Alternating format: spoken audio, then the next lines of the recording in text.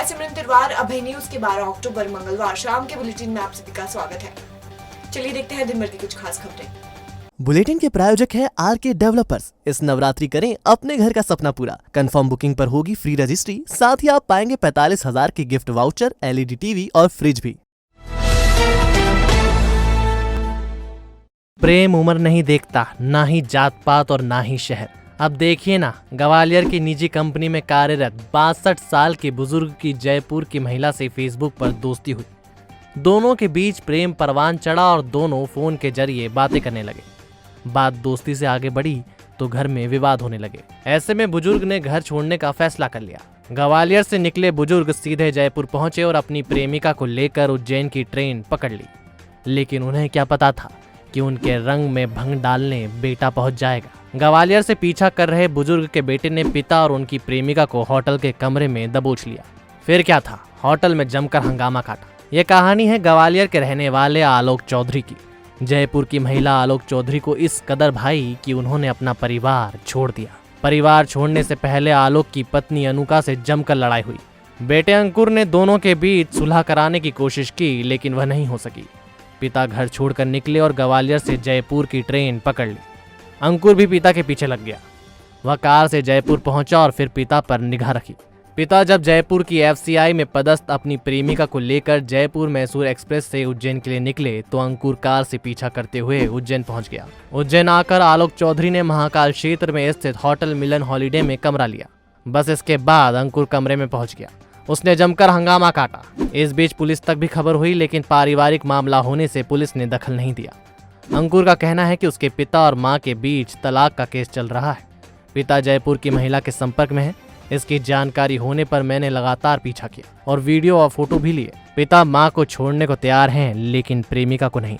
बहरहाल मामले में पुलिस ने दखल देने से इनकार कर दिया है। इनका मम्मी के साथ बहुत ही ज्यादा दुर्व्यवहार है। मम्मी के चरित्र के ऊपर उल्टा सीधा बोलते रहते हैं और खुद ही ये सब काम करते हैं। जो वो खुद कर रहे हैं वो मम्मी के नाम से बोलते हैं और मम्मी को मेंटल काफी ज्यादा अरेस्ट करते हैं और बाहर वो ये सब करते हैं। उनका डिवोर्स का केस वेस भी चल रहा था म्यूचुअल अंडरस्टैंडिंग में, लेकिन वो सब नए के चक्कर में वो म्यूचुअली कुछ नहीं कर रहे, वो बाहर ये सब कर रहे हैं। दूसरा रिलेशन चला रहे हैं। आज से नहीं, काफी टाइम से चल रहा है, 1 साल के करीब हो गया है। हमको शक था, इसलिए हमने पीछा किया, तो आज हमने देख लिया। नागझिरी में पोहा फैक्ट्री संचालक को ब्लैकमेल करने वाले 2 फर्जी पत्रकारों रिंकू मालवीय और दिनेश मालवीय के खिलाफ नागझिरी पुलिस ने ब्लैकमेलिंग का प्रकरण दर्ज कर लिया है। फर्जी पत्रकारों के खिलाफ फैक्ट्री संचालक की पत्नी ने 5 लाख रुपए मांगने की शिकायत की थी। इस संबंध में उन्होंने पुलिस को मोबाइल की कॉल रिकॉर्डिंग दी थी। प्रेस क्लब अध्यक्ष विशाल सिंह हाड़ा ने कहा कि फर्जी पत्रकारों पर सख्त कार्रवाई की जाएगी। प्रेस क्लब के मंच का उपयोग चाहे जिसे नहीं करने दिया जाएगा। भरत बिंदल उर्फ बंटी को रेप के केस में फंसाने के लिए उसके ही पूर्व कर्मचारी की पत्नी ने फर्जी पत्रकार रिंकू मालवीय और दिनेश मालवीय के मार्फत षड्यंत्र रचा था। ये लोग बंटी से 5 लाख रुपए चाहते थे। बिंदल का पूर्व कर्मचारी की पत्नी से फैक्ट्री परिसर का कमरा खाली कराने को लेकर विवाद चल रहा था। इस विवाद के जरिए अपनी रोटी सेकने का षड्यंत्र रिंकू मालवीय, दिनेश मालवीय और भाजपा नेता शंकर अहिरवार ने रचा। जब बिंदल और पूर्व कर्मचारी की पत्नी के बीच विवाद हुआ तो दोनों मीडियाकर्मी समझौते के लिए दबाव बनाने लगे। ये दोनों बिंदल से समझौते के लिए लगातार 5 लाख रुपए की मांग करते रहे। जब बिंदल ने रुपए देने से मना कर दिया तो फर्जी पत्रकारों ने षड्यंत्र रचकर बंटी बिंदल के खिलाफ प्रकरण दर्ज करा दिया। इस पूरे षड्यंत्र में एक प्रतिष्ठित अखबार के मार्केटिंग विभाग का प्रतिनिधि भी शामिल रहा, जिसने अपने अखबार में खबर दबाने का सौदा 5 लाख रुपए में कर लिया। बाद में इस षड्यंत्र में भाजपा नेता शंकर अहिरवार की एंट्री हुई, जिसने सेटलमेंट के लिए 25 लाख रुपए मांगे। जब उसे ये रुपए नहीं मिले तो उसने प्रेस कॉन्फ्रेंस करवाकर बिंदल पर प्रकरण दर्ज करने के लिए दबाव बनाया। शंकर लाल अहिरवार के 6 ऑडियो सोमवार को ही वायरल हुए हैं। इसमें वह सेटलमेंट की बात कर रहा है। बहरहाल इस पूरे मामले में कॉन्फ्रेंस के लिए प्रेस क्लब का मंच उपलब्ध कराने के लिए प्रेस क्लब अध्यक्ष विशाल सिंह हाड़ा ने खेद जताया है। अभय न्यूज से हाड़ा ने कहा कि अब आयोजक के बैकग्राउंड की मालूमात करने के बाद ही प्रेस क्लब में कॉन्फ्रेंस करने की अनुमति दी जाएगी। इसी तरह प्रेस क्लब फर्जी पत्रकारों पर भी कार्रवाई करेगा। एफआईआर दर्ज होने की स्थिति में संबंधित पत्रकार की सदस्यता तत्काल समाप्त कर दी जाएगी। हाड़ा के मुताबिक क्लब ने कुछ लोगों की पहचान की है। जल्द ही ऐसे लोगों को क्लब से बाहर का रास्ता दिखा दिया जाएगा।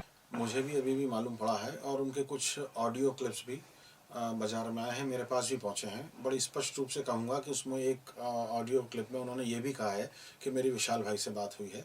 बहुत सारी चीज़ें कही हैं, कई पत्रकार मेरी जेब में हैं, अधिकारियों से बात हुई है और मैं समझता हूँ कहीं ना कहीं ये चूक हमसे भी हुई है। प्रेस कॉन्फ्रेंस लेने से पहले हमें भी ये देख लेना था कि सामने वाले की मंशा क्या है, और कहीं ना कहीं ये आज पहला ही किस्सा नहीं है, पहले भी 1-2 घटनाक्रम ऐसे हो चुके हैं कि प्रेस क्लब के जो मंच का जो है दुरुपयोग हुआ है। और अब मैं वादा करता हूं कि आने वाले समय में हम लोग ज़रूर प्रेस कॉन्फ्रेंस लेने से पहले, प्रेस कॉन्फ्रेंस लेना वैसे भी कभी भी प्रेस क्लब का उद्देश्य नहीं रहा है, वहाँ किसी की बात आम जनता तक पहुँचे, कोई गरीब भी अगर व्यक्ति है तो हमारे क्लब में आके, ज़रूर नहीं उससे हम पैसा लें, हम निःशुल्क भी करते हैं, लेकिन क्लब के बैनर का दुरुपयोग होना ये वास्तव में निंदनीय है। और आने वाले समय में मैं अपनी पूरी टीम के साथ इस बात पे मंथन करूंगा कि कोई भी प्रेस कॉन्फ्रेंस लेने से पहले हम उसके बारे में विचार कर लें, सामने वाले से समझ लें कि क्या है और क्या वो जनहित में आवश्यक है। यदि थोड़ी भी विवादास्पद है तो हम अपने बैनर का उपयोग तो नहीं होने देंगे। इंगोरिया थाने के नरसिंगा में दिन दहाड़े अज्ञात हत्यारों ने मंगलवार शाम एक महिला की गला रेत कर हत्या कर दी। घटना के समय महिला घर की तीसरी मंजिल पर अकेली थी। उसका पति नवरात्रि में दर्शन के लिए पावागढ़ गया था। पुलिस ने शव पोस्टमार्टम के लिए भेजा है। नरसिंगा में रहने वाली माया पति संतोष कुमावत घर की तीसरी मंजिल पर थी। पति पावागढ़ और घर के अन्य सदस्य खेत पर गए थे। शाम करीब 4 बजे जब परिजन लौटे तो माया जमीन पर बेसुध पड़ी थी। उसके चारों ओर खून फैला हुआ था। महिला का गला धारदार हथियार से काटा गया था। ये दृश्य देख परिवार वाले सुध खो बैठे। उन्होंने पुलिस को सूचना दी। पुलिस मौके पर पहुंची और शव पोस्टमार्टम के लिए भिजवाया।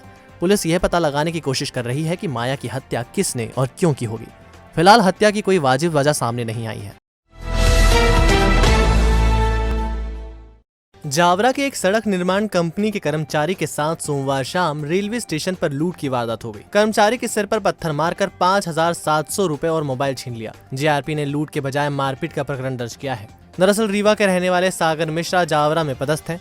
वह एक सड़क निर्माण कंपनी में काम करते हैं। रविवार की शाम वह रीवा जाने के लिए ट्रेन पकड़ने उज्जैन आए थे। स्टेशन पर आने से पहले उन्होंने इंदौर गेट स्थित वाइन शॉप से खरीदकर शराब का सेवन किया था। इसके बाद सागर स्टेशन पर आए थे। यहीं उसके साथ लूट की वारदात हुई। एक युवक उनके 5,700 रुपए नकद और मोबाइल छीन कर भाग गया। दूसरी ओर जीआरपी टीआई आरएस महाजन ने बताया कि शराब पिए सागर का विवाद स्टेशन पर सोई युवक से हुआ था। उसने सागर के सिर पर पत्थर मार दिया था। हमले के बाद सागर स्टेशन पर ही सो गया। मंगलवार सुबह उसने थाने पहुंचकर रिपोर्ट दर्ज करवाई है। उसकी शिकायत पर पुलिस ने प्रकरण दर्ज कर लिया है। नहीं, वो एक युवक है, फरियादी हैं, सागर मिश्रा करके हैं, रीवा के रहने वाले हैं। तो वो 10:30 बजे बाद गए इधर इंदौर गेट पे कोई इंग्लिश वाइन शॉप है, वहाँ जाके उन्होंने शराब पी है। और उसके बाद वो स्टेशन में आ रहे थे तो बाहर 3 नंबर गेट पे चबूतरे के पास किसी लड़के से उसका विवाद हो गया। गाली गलौज के बाद मारपीट हो गई तो उसने एक पत्थर इनको मार दिया। उसके बाद ये नशे में इतने थे कि ये वहीं सो गए। बाद में वो अभी आए हैं, हमने मेडिकल कराया है, रिपोर्ट कायमी हो रही है और जो भी इसका अगला स्टेप होगा वो आपको अवगत करा दी जाए। 4 साल पहले एक किसान से सीमांकन के लिए 15,000 की घूस लेने वाले आरआई ललित श्रीवास्तव को विशेष न्यायाधीश पंकज चतुर्वेदी ने 4 साल के कारावास की सजा सुनाई है। आरोपी पर 20,000 रुपए का अर्थदंड भी लगाया गया है। दरअसल 114 संजय नगर के रहवासी लाखन सिंह ने 30 जनवरी 2017 को हासमपुरा स्थित जमीन के सीमांकन का आवेदन दिया था। आरआई ललित श्रीवास्तव ने सीमांकन करने के लिए 15,000 रुपए की रिश्वत की मांग की। लाखन सिंह ने इसकी शिकायत लोकायुक्त से की थी। 20 मई को लाखन सिंह रिश्वत लेकर आरआई के दफ्तर गया तो उसने रुपए खिड़की पर रखवा लिए। वॉइस रिकॉर्डर से घूस की तस्दीक और मौके से मिले साक्ष्य को न्यायाधीश ने पर्याप्त माना और आरोपी को 4 साल की सजा सुना दी। सजा के बाद आरोपी को जेल भेज दिया गया है। आरके डेवलपर्स लाया है इस नवरात्रि खुशियों का ट्रिपल सेलिब्रेशन। नए घर के साथ होगी उपहारों की बौछार। मक्सी रोड और देवास रोड पर सर्व सुविधा युक्त कॉलोनी। कंफर्म बुकिंग पर फ्री रजिस्ट्री, साथ ही आप पाएंगे 32 इंच LED फ्रिज और 45,000 रुपए के शानदार कैशबैक वाउचर। तो देर किस बात की, चले आइए और लीजिए इस ऑफर का लाभ। बुकिंग मात्र 19,000 रुपए में, प्लॉट 6,24,000 और मकान 9,81,000 से शुरू। अधिक जानकारी के लिए संपर्क करें 9340617725 9171986011। नवरात्रि पर देवी मंदिरों में श्रद्धालुओं की भीड़ बढ़ रही है और बदमाश इसका फायदा उठाकर चोरी को अंजाम दे रहे हैं। गढ़कालिका मंदिर में भीड़ का फायदा उठाते हुए एक महिला ने श्रद्धालु महिला की चेन गायब कर दी। सीसीटीवी कैमरों में महिला दांत से चेन खींचती हुई दिखाई दे रही है। दरअसल नवरात्र की भीड़ का फायदा उठाकर चोर भी सक्रिय हो गए हैं। इनके निशाने पर मंदिर और उनके भक्त हैं। भक्ति में डूबे श्रद्धालु चोरों के सबसे आसान शिकार हैं। गढ़कालिका मंदिर में ऐसी ही एक महिला श्रद्धालु की चेन चोरी हो गई। मंदिर में लगे सीसीटीवी फुटेज में दांतों की मदद से चेन निकालती महिला दिखाई दे रही है। करीब 1 मिनट 24 सेकंड के वीडियो में महिला चेन को दांतों से खोलती दिखाई दे रही है। शारदीय नवरात्र की महाअष्टमी कल मनेगी। उज्जैन में नगर पूजा की परंपरा है। इस परंपरा के तहत 24 खंबा माता मंदिर पर कलेक्टर शराब की धार चढ़ाकर नगर पूजा की शुरुआत करेंगे। इसके बाद प्रशासनिक अमला शहर के देवी मंदिरों, भैरव मंदिरों में पूजन करने निकलेगा। पूजन का समापन मटकी फोड़ भैरव पर शराब की मटकी फोड़ कर किया जाएगा। नगर पूजा के लिए 24 खंबा माता मंदिरों को खास तौर पर सजाया गया है। यहाँ पूजन के लिए जरूरी व्यंजन भी तैयार किए जाएंगे। सुबह 8 बजे कलेक्टर 24 खंबा माता मंदिर से पूजन की शुरुआत करेंगे। इधर देवी मंदिरों में भी अष्टमी पर कन्या पूजन और भोज के कार्यक्रम होंगे।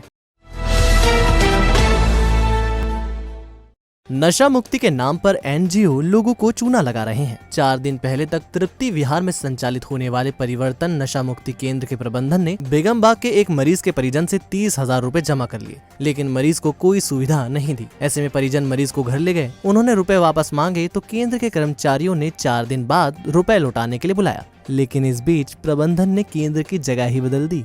इसके चलते दोनों पक्षों के बीच विवाद हुआ। मामला थाने तक भी पहुंचा, लेकिन पुलिस ने बातचीत कर दोनों पक्षों को रवाना कर दिया। दरअसल शराब के आदी इशरत अली को परिजनों ने तृप्ति विहार में संचालित होने वाले परिवर्तन नशा मुक्ति केंद्र में भर्ती कराया था। केंद्र के कर्मचारियों ने 1 महीने का खर्च 15,000 रुपए बताते हुए 2 महीने में मरीज को ठीक करने का आश्वासन दिया था। इशरत 1 महीना 9 दिन तक केंद्र में रहे, लेकिन वह ठीक नहीं हुए। केंद्र में व्यवस्था भी ठीक नहीं थी। ऐसे में परिजनों ने उनकी छुट्टी करा ली। बतौर एडवांस 2 महीने के लिए जमा कराई गई राशि में से परिजनों ने बची राशि मांगी तो कर्मचारियों ने 4 दिन बाद आने का कहा। मंगलवार को जब इशरत के परिजन तृप्ति विहार पहुंचे तो वहां केंद्र नहीं था। पूछताछ करने पर पता चला कि केंद्र को 2 दिन पहले ही चिमनगंज थाने के सामने प्रगति नगर में शिफ्ट कर दिया गया है। परिजन जब प्रगति नगर पहुंचे तो कर्मचारियों ने रुपए लौटाने से साफ मना कर दिया।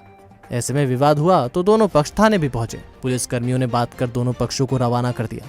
इधर कांग्रेस नेता आरिफ अली ने बताया कि नशा मुक्ति केंद्र के संचालक लोगों के साथ धोखाधड़ी कर रहे हैं। इसकी शिकायत एसपी से की जाएगी।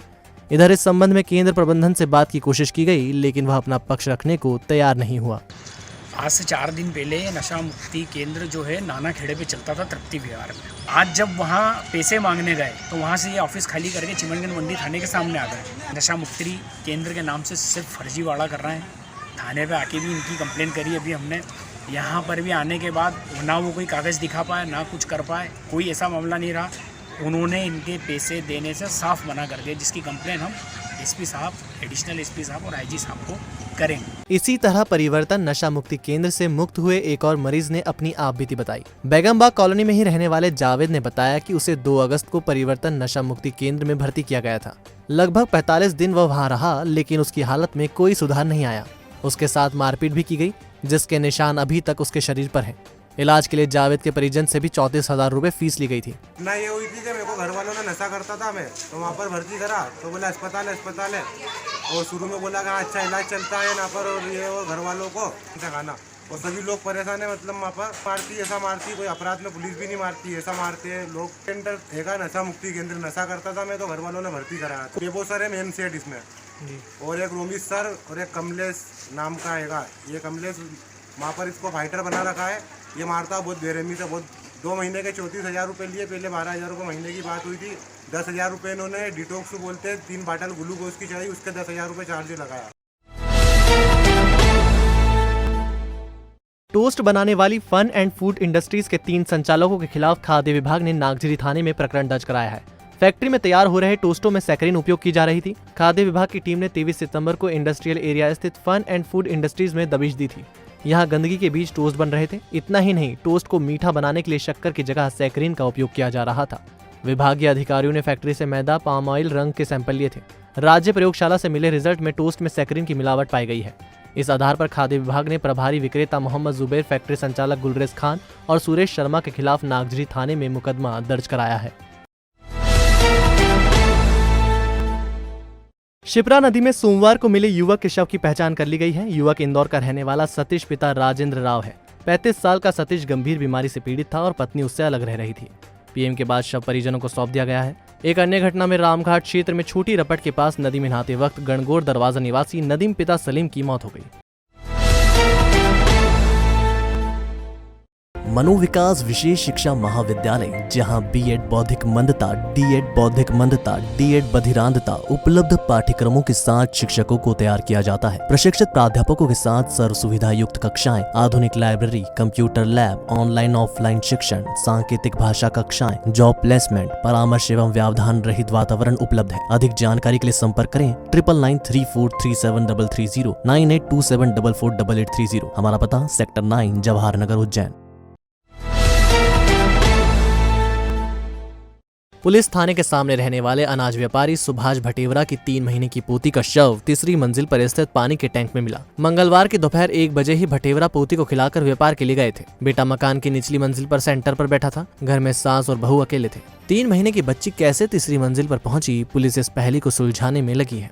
भटेवरा का मकान 3 मंजिला है। निचली मंजिल पर दुकान है। इसी में उनका बेटा अर्पित ऑनलाइन सेंटर चलाता है। दोपहर करीब 1 बजे भटेवरा भोजन करने घर आए थे। तब उन्होंने पोती विरती को खिलाया था। इसके बाद वह काम पर चले गए थे। शाम करीब 4 बजे उन्हें पता चला कि विरती घर में नहीं है। ये सुनकर उनके हाथ पैर फूल गए। वह दौड़ते भागते घर पहुंचे और पोती की खोज शुरू की, लेकिन विरती का पता नहीं चला। इस बीच किसी ने सलाह दी कि पानी के टैंक में देखिए। तब परिवार वाले तीसरी मंजिल पर स्थित पानी के टैंक को देखने पहुंचे तो विरती पानी के भीतर डूबी मिली। उसे निकालकर अस्पताल ले जाया गया, लेकिन तब तक उसकी मौत हो चुकी थी।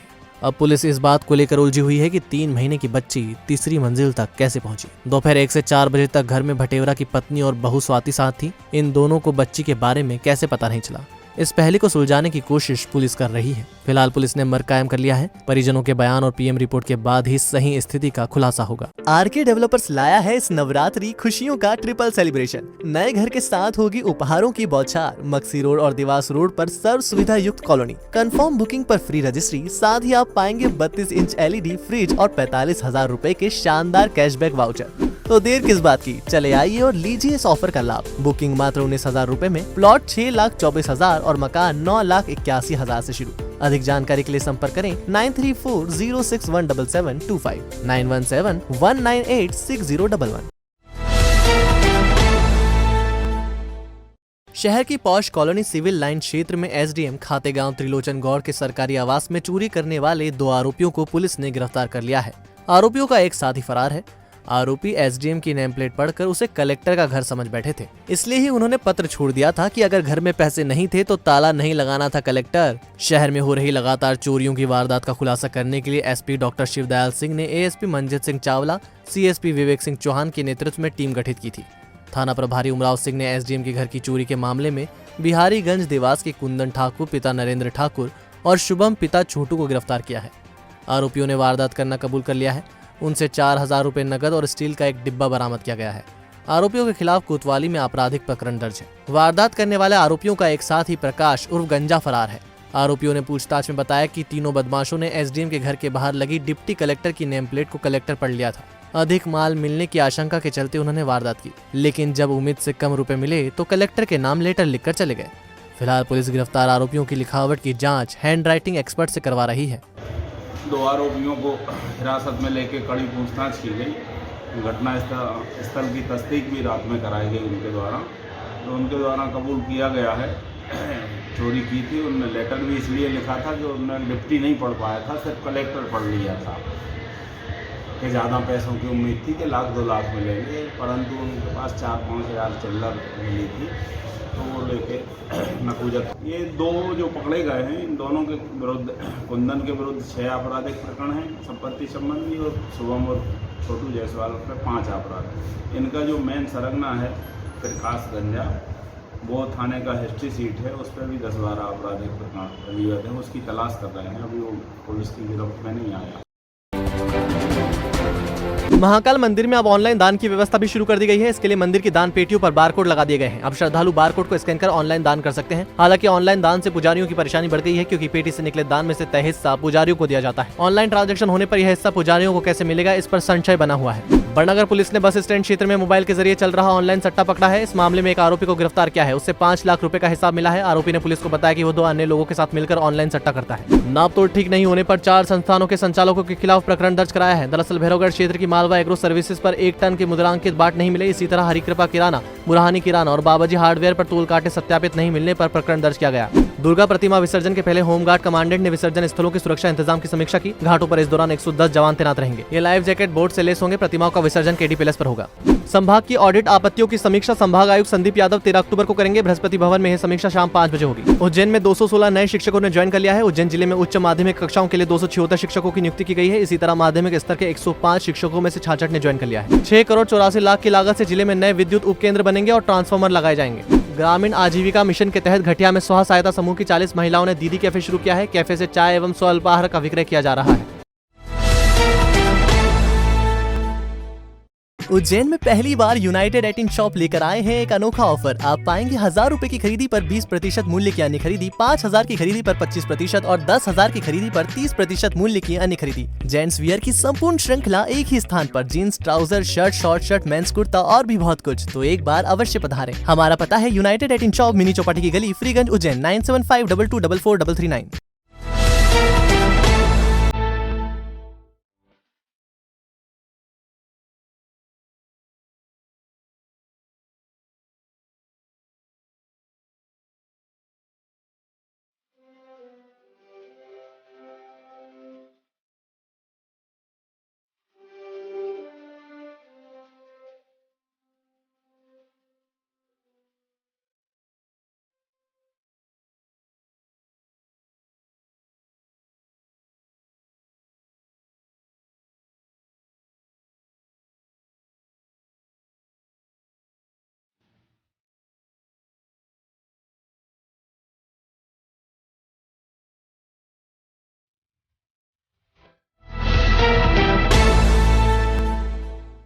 तो आपने देखी आज की कुछ प्रमुख सुर्खियां। कल फिर मिलेंगे इसी समय। नमस्कार।